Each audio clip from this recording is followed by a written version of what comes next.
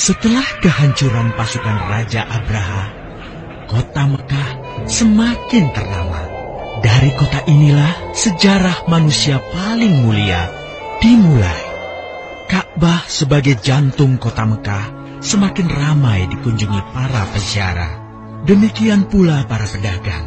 Mereka datang dari berbagai penjuru jazirah. Namun sayang, Ka'bah mulai diselewengkan fungsinya. Akibatnya, kejahiliahan merajalela. Bahkan pada masa itu, memiliki bayi perempuan adalah hal yang sangat memalukan. Aib bagi keluarga. Sehingga sebagian dari mereka tega membunuh bayi perempuan mereka sendiri. Di tengah kondisi masyarakat jahiliyah itulah, Nabi Muhammad dilahirkan.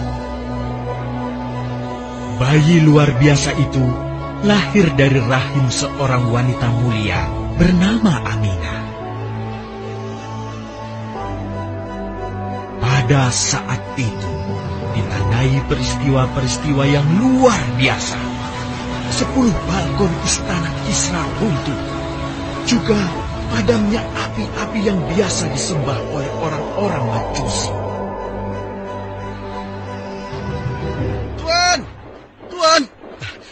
Tuan Abdul Muthalib, ada kabar gembira. Kabar gembira? Kabar gembira? Apa? Kabar gembira apa? Tuan, cucu Anda telah lahir. Benarkah? Laki-laki atau perempuan? Laki-laki, Tuan. Subhanallah, Alhamdulillah, Allahu Akbar. Kalau begitu aku ingin segera melihatnya. Mari, Tuan. Setelah mendengar itu, Abdul Muthalib bergegas menuju ke rumah Aminah.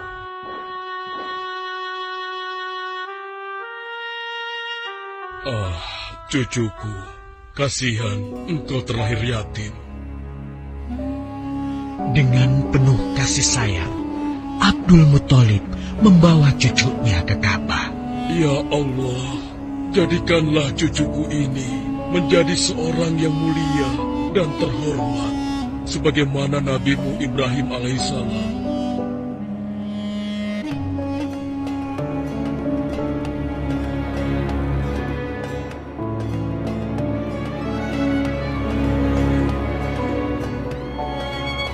Siapa namanya, Ayah? Muhammad. Muhammad? Iya, aku akan menamainya Muhammad. Artinya yang terpuji. Kehadiran Muhammad kecil sungguh memberi kebahagiaan. Tidak hanya bagi keluarga Bani Hashim. Bahkan seluruh kabilah suku Quraisy menyambutnya dengan sukacita. Kemudian Abdul Muthalib mencarikan ibu susu bagi Muhammad kecil. Kita sudah berhari-hari mencari anak susuan, yang dari situ kita akan mendapatkan imbalan yang cukup. Namun hingga saat ini, belum juga kita dapatkan. Ya, istriku, aku mengerti. Apa kita terima saja bayi yatim itu? Muhammad maksudnya? Iya, cucu dari Abdul Muthalib. Kasihan dia. Hampir semua teman-teman dari rombongan kita tidak ada yang mau menyusuinya. Karena tidak ada harapan untuk mendapatkan imbalannya dari ayah bayi itu. Betul juga engkau, istriku. Kasihan anak itu. Aku mendukungmu jika engkau susui dia. Mudah-mudahan Allah memberikan keberkahan bagi kita. Halimah segera mendatangi Abdul Muthalib. Dia bersedia untuk menjadi ibu susu dan pengasuh bagi Muhammad kecil. Betapa gembira Abdul Muthalib mendengarnya. Halimah dari Bani Sa'ad itu akhirnya dipercaya Abdul Muthalib untuk mengasuh cucunya 2 tahun lamanya. Ayo istriku, kita berangkat sekarang. Sebentar lagi suamiku. Insya Allah kita berangkat sampai anak ini kenyang. Kalau begitu, aku lanjutkan berkemas-kemas dahulu. Hah? Ada apa, suamiku? Lihat, unta dan keledai kita. Mereka demikian sehat, tidak seperti sebelumnya. Subhanallah. Betul, suamiku. Tidak seperti kemarin. Demi Allah, kau tidak salah memilih istriku. Kau telah mengambil anak yang dipenuhi dengan barokah. Allah melimpahkan keberkahan atas Halimah dan suaminya. Mereka pulang ke kampung Bani Sa'ad dengan penuh rasa syukur. 2 tahun berlalu sudah. Tugas Halimatus Sa'diyah sesungguhnya telah usai. Saatnya Muhammad kecil harus dikembalikan kepada ibunya. Terima kasih, Halimah. Engkau telah merawat anakku dengan baik selama 2 tahun. Tidak ada yang bisa kuberikan, kecuali aku berdoa. Semoga Allah memberkahi engkau dan keluargamu. Amin. Saya juga bersyukur diberikan kepercayaan dan kesempatan merawat anakmu, wahai Ibu Aminah. Namun, begini Bu, mohon maaf. Kalau boleh, izinkan aku merawat Muhammad lebih lama lagi. Aku masih sangat sayang padanya. Baiklah, kalau begitu aku setuju dengan usulmu. Bawa dan rawatlah Muhammad sebagaimana dia anakmu sendiri. Terima kasih, Ibu. Terima kasih. Begitulah, Muhammad kecil kembali ke tengah-tengah Bani Sa'ad. Ia tumbuh menjadi anak yang memiliki banyak teman. Karena kemuliaan akhlaknya. Tatkala berusia sekitar 4 tahun, terjadilah suatu peristiwa. Muhammad, Bu! Muhammad! Muhammad? Kenapa Muhammad? Muhammad dibawa orang. Hah? Dibawa orang? Diculik? Coba ceritakan. Ketika kami tengah bermain, tiba-tiba ada orang dewasa datang. Dia langsung membawa pergi Muhammad dan membunuhnya. Hah? Membunuhnya? Ya Allah, di mana? Di mana? Antarkan ibu ke sana. Dengan perasaan cemas, Halimah bergegas menuju tempat itu. Dan dilihatnya, Muhammad kecil tengah terduduk. Muhammad, apa yang terjadi denganmu? Dengan sangat tenang dan jelas, Muhammad kecil menceritakan apa yang telah terjadi. Bahwa seseorang telah membelah dadanya, mengambil hatinya, kemudian mencucinya dan mengembalikannya lagi ke tempatnya semula. Maka sesungguhnya yang datang itu adalah malaikat Jibril. Dia ditugaskan Allah untuk mencuci hati Rasulullah sehingga bersih dari segala kecenderungan setan. Subhanallah, sungguh anak ini bukanlah anak sembarangan. Sebaiknya aku kembalikan saja kepada ibunya. Peristiwa itu membuat Halimah sangat khawatir. Maka bergegaslah Halimah mengembalikan Muhammad kecil kepada ibunya.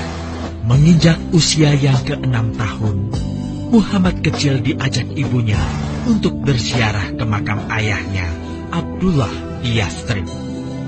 Dalam perjalanan pulang kembali ke kota Mekah, Aminah pun jatuh sakit.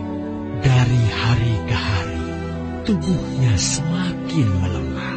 Hingga di sebuah kota bernama Abwa, letaknya antara Mekah dan Yastrib, Aminah meninggal di sana. Dan Muhammad kecil pun menjadi seorang anak yatim piatu.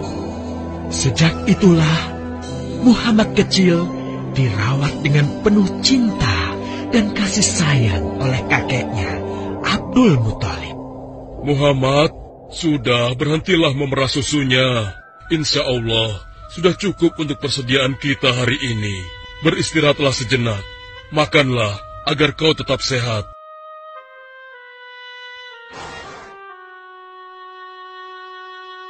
Ya Allah, betapa mulia akhlak cucuku ini. Namun, kasih sayang Abdul Muthalib tidak berlangsung lama. Saat usia Muhammad 8 tahun, Abdul Muthalib kakeknya yang sangat menyayanginya itu meninggal dunia. Kemudian, pengasuhan atas Muhammad pun beralih ke pamannya, Abu Thalib.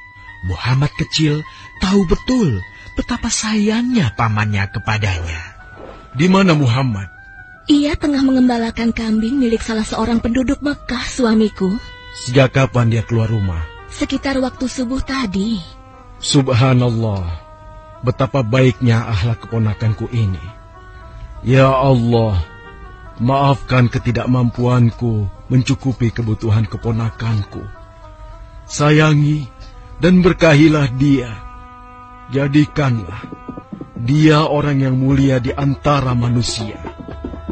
Hingga saat usia Muhammad menginjak 12 tahun, pamannya Abu Thalib mengajaknya berdagang ke Syam. Sampailah mereka di satu daerah bernama Busra. Saat mereka beristirahat, datanglah seorang pendeta menghampiri. Wahai saudaraku, selamat datang di Busra. Tampaknya kalian bukan orang sini. Dari manakah kalian berasal? Terima kasih saudaraku. Kami datang dari Mekah. Lalu, siapakah gerangan anak ini? Ini adalah keponakanku. Muhammad namanya. Apakah engkau bertanggung jawab atasnya, Tuan? Ya. Kemana ayahnya? Ayahnya sudah meninggal sejak ia masih dalam kandungan. Oh, apakah kini dia yatim piatu? Benar. Aku sungguh beruntung bertemu dengannya. Beruntung? Beruntung apa? Sungguh, keponakanmu ini adalah orang yang sangat istimewa. Oh ya? Ya, dia adalah seorang nabi, seorang utusan Allah. Bagaimana kau tahu hal itu? Aku tahu karena aku seorang pendeta. Dan berita kedatangan dia sebagai seorang utusan Allah sudah disampaikan di dalam Injil. Bahkan aku pun bisa mengetahuinya dari cincin kenabian yang berada di bagian bawah tulang rawan bahunya yang menyerupai buah apel sebagai tanda kenabiannya. Begitulah pendeta bernama Bahira menyampaikan kepada Abu Thalib perihal kenabian Muhammad. Ia berpesan agar menjaga baik-baik keponakannya itu, karena Muhammad kelak di suatu saat nanti akan menghadapi banyak gangguan dan rintangan. Istriku, Muhammad sudah berusia 25 tahun. Aku pikir sudah saatnya dia untuk menikah. Betul, suamiku. Namun, dengan siapakah dia akan kita jodohkan? Kemarin Khadijah mengirimkan utusannya dan menyatakan keinginan Khadijah untuk menjadikan Muhammad sebagai suaminya. Hah? Khadijah? Khadijah yang mulia itu? Betul, istriku. Khadijah yang selama ini mempercayakan barang perniagaannya kepada Muhammad. Kenapa dia memilih Muhammad? Ya, Khadijah mengagumi kejujuran dan kebaikan akhlak Muhammad. Menurutmu sendiri bagaimana? Aku pikir Khadijah adalah wanita terbaik bagi Muhammad. Kita akan melamarnya. Tepat di usia 25 tahun, Nabi Muhammad menikahi Khadijah yang berusia 40 tahun. Dari pernikahan itu, mereka dikaruniai Allah 6 orang anak. 2 laki-laki adalah Al-Qasim dan Abdullah. Sedangkan putrinya adalah Zainab, Ruqayyah, Ummu Kulsum, dan Fatimah. Namun, kedua putranya itu telah meninggal semenjak mereka kecil. Suatu ketika, terjadilah banjir besar di kota Mekah. Kabilah-kabilah di kota Mekah pun bergotong royong membangun kembali Ka'bah.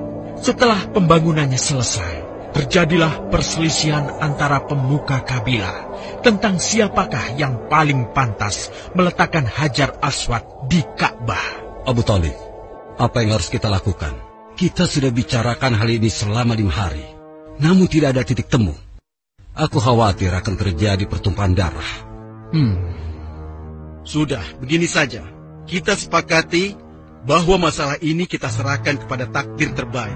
Lihat, pintu masuk Ka'bah itu. Siapapun yang pertama kali akan melewati pintu itu, dan siapapun dia, kita tidak boleh menolaknya. Setuju? Aku juga setuju. Baiklah, aku setuju. Aku juga setuju. Baiklah, kita perhatikan bersama.